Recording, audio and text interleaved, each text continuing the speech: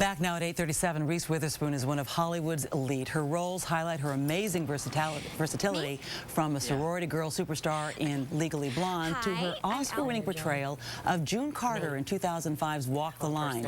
And now she's taking on a really big role, Ginormica, in the new DreamWorks animated film called Monsters vs. Aliens. What's happening here? You're all shrinking!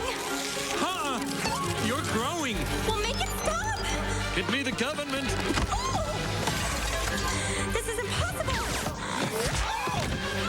No, this can't be happening. Wait, everybody, it's okay. Have some champagne while we're figuring this out. Derek, help me!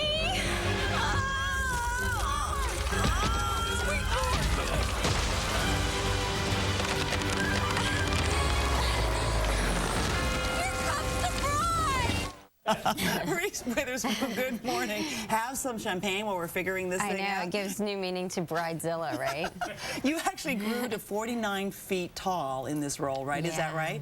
But the interesting thing about this is that this is the first role you've had as a superhero. You become a superhero in this role. Yeah, this is the first animated movie I've ever done. So when they asked me to do it, I was like so excited because it's one of the first female superheroes ever in an animated film. And she is, the interesting part is that she is this shy. Susan is kind of this girl who doesn't really have a strong sense of confidence. Is that right? Well, she's based on those 1950s B-movie heroine characters who are always screaming and scared and timid and what do I do next? And then she sort of goes from being that kind of girl to when she gets hit by a meteorite and she grows to a 49-foot monster. She's still a little like unsure about it, but by the end she's really feeling herself and knowing her inner strength. And she becomes this amazing superhero who pretty much tries to help save the world. Is that what happens? Completely, she saves the world from aliens.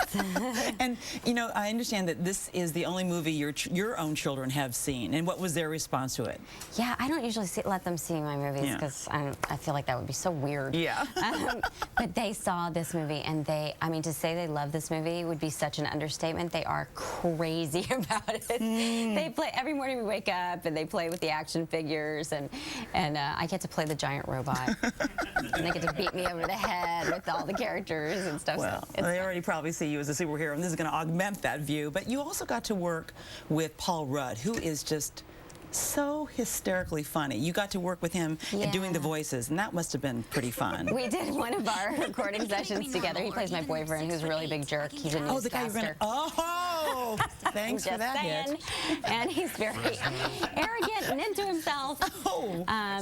But he and I did our stuff together. It was really fun. And I'm actually doing my next movie with him, so that's great. And I understand also that you needed to change your voice a little bit for this role. That was well, at the end of the movie, they wanted me to sound more like an action hero because it's very action-oriented, and they wanted me to sound like Arnold Schwarzenegger or Sylvester Stallone, and they were like, do it louder. And I was like, okay, I am Ginormica. They're like, no, that sounds like a robot. No, we're like, do it again. So they had to take me out of the booth and teach me how to do that. They showed me Bruce Willis movies. And so you did lower your voice, though. You did have to kind of figure that out. They showed you Bruce Willis movies? Yeah, like clips on YouTube and stuff. Like, say it like this. I was like, oh, right, okay. Right. You know, before I let you go, I need to ask you about Joaquin Phoenix, who is just so talented and so great. And I want to know, you know, people have been asking questions about him because he, you know, has decided not to be in acting, and now they want him. He's talking about being a rapper.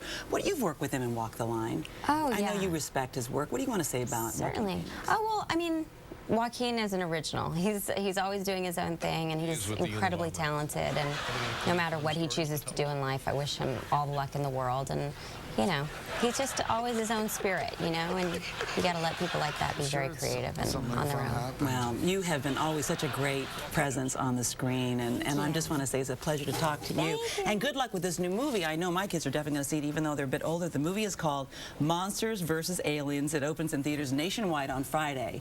So coming up next, getting your affairs in order before the